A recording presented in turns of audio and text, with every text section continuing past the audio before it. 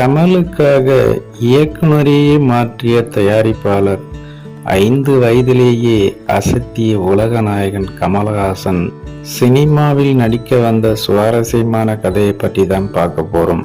வாங்க பதிவிற்குள் போகலாம். திரைப்பட உலகில் 5 வயதிலேயே சினிமாவில் நடிக்க வந்தவர்தான் உலகநாயகன் கமலஹாசன். இவர் நடித்த முதல் திரைப்படம் ஏவிஎம் நிறுவனம் தயாரித்த களத்தூர் கண்ணம்மா என்ற திரைப்படம். முதல் படத்திலேயே ஜெமினி கணேசன் சாவித்ரி ஜோடிக்கு மகனாக நடித்தார். இந்த படத்தில் அவர் வாய்ப்பை பெற்றதே ஒரு சுவாரஸ்யமான கதைதான். அதாவது ஏவி மெய்யப்ப செட்டியாரின் மனைவியை சந்திக்க சென்ற ஒருவர் அவருடன் சிறுவன் கமலை அழைத்து சென்றுள்ளார்.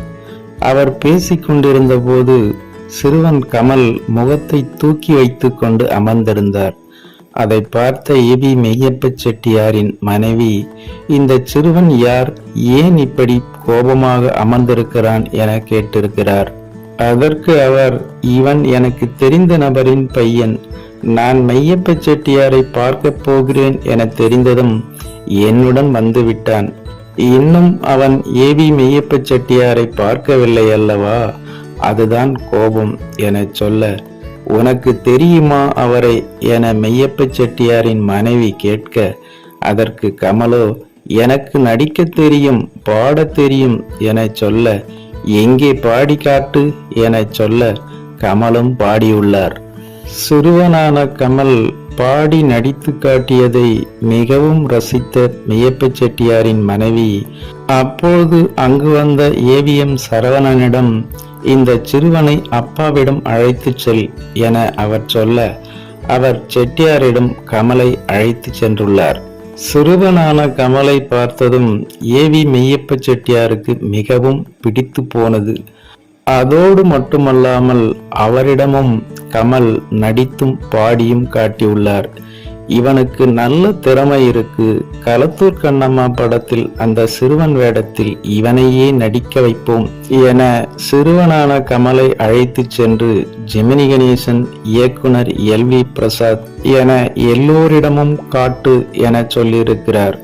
அவர்களுக்கும் சிறுவனான கமலை மிகவும் அதிகமாகவே பிடித்து போகவே படப்பிடிப்பு துவங்கியது.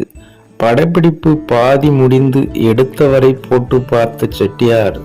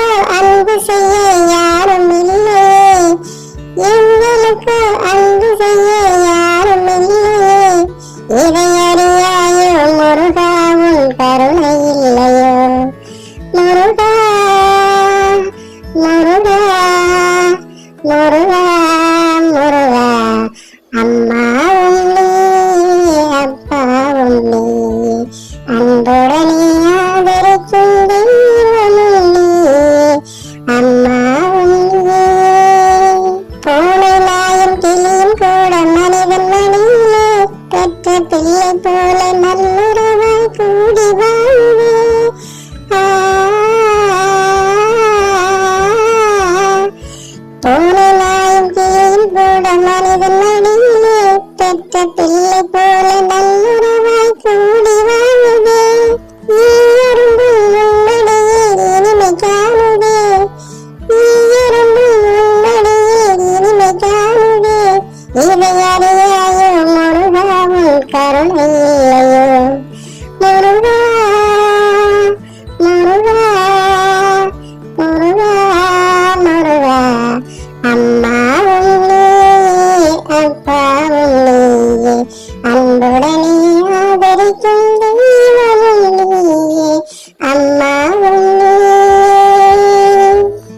என்கின்ற மனதை கொள்ளை கொள்ளும் இந்த பாடலில் சிறுவனான கமல் நடித்த விதம் ஏவி மெய்யப்ப செட்டியாருக்கு மிகவும் பிடித்திருந்தது.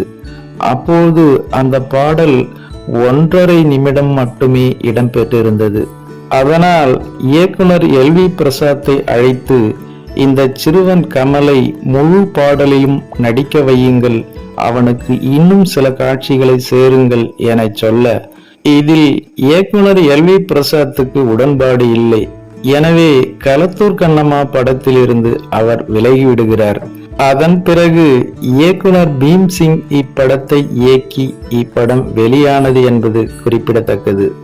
ஓகே ஃப்ரெண்ட்ஸ், உலகநாயகன் கமலஹாசன் அவர்கள் சினிமாவிற்குள் நுழைந்த கதையை பற்றி நீங்கள் என்ன நினைக்கிறீர்கள் என்ற உங்களோட கருத்துக்களை மறக்காம கமெண்ட்ல பதிவிடுங்க. மேலும் இது போன்ற பல பிரபலங்களின் சுவாரஸ்யமான தகவல்களை தெரிந்து கொள்ள நம்முடைய சேனலுக்கு உடனே ஒரு லைக் போட்டு சப்ஸ்கிரைப் பண்ணி சப்போர்ட் பண்ணுங்க. நன்றி, வணக்கம், வாழ்க தமிழ்.